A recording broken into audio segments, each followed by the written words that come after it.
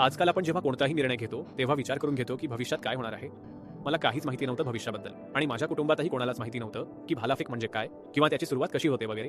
पण माझ्या प्रवासातून मी इतकं नक्की सांगू शकतो सर की जर आपण थोडा उच्च आणि निडर होऊन विचार केला तर सगळं शक्य आहे. कारण माझ्यात कुणालाही खूप टॅलेंट आहे असं वाटलं नव्हतं, पण ती मेहनत जी होती ती मनापासून होती, अगदी हृदयापासून होती. हा जो दृष्टिकोन आहे ना, हा ॲटिट्यूड, हाच भारताला प्रत्येक खेळात, प्रत्येक क्षेत्रात आणि आयुष्यात सुद्धा हवा आहे. जिथे एक छोटा मुलगा आहे आणि जो अगदी सामान्य कुटुंबातला आहे आणि त्याच्यासमोर अनेक पर्याय आहेत. त्याच्यासमोर भालाफेक हा खेळ उपलब्ध आहे. तर क्रिकेट, फुटबॉल सुद्धा तो निवडू शकतो आणि क्रिकेट तर खूप ग्लॅमरस आहे. तरी त्याला तिथे बॅडमिंटनही पर्याय म्हणून असेल, रेसलिंग असेल, बॉक्सिंग देखील तो निवडू शकेल. आणि हरियाणाची परिस्थिती तुलनेने चांगली आहे, कारण हे सगळे पर्याय त्याच्यासमोर खुले आहेत. आणि तो म्हणतो की यार, मला माहीत नाही का ही गोष्ट मला बोलावतीये, पण जर ती मला बोलावत असेल तर मी केवळ भीतीपोटी थांबणार नाही, मी मागे हटणार नाही आणि जितकी मेहनत लागेल तितकी मी करेन. भारताला याच दृष्टिकोनाची गरज आहे.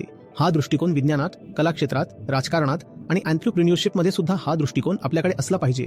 हे जे तुम्ही करत आहात ना, हे देखील एका प्रकारचं एंट्रप्रिन्योरशिपचं उदाहरण आहे. एंट्रप्रिन्योरशिप म्हणजे फक्त पैसे कमावणं नसतं. एखादी नवीन चांगली गोष्ट सुरू करणं म्हणजे खरी एंट्रप्रिन्योरशिप आहे. भले त्यात भविष्याचा विचार नसला तरी चालेल.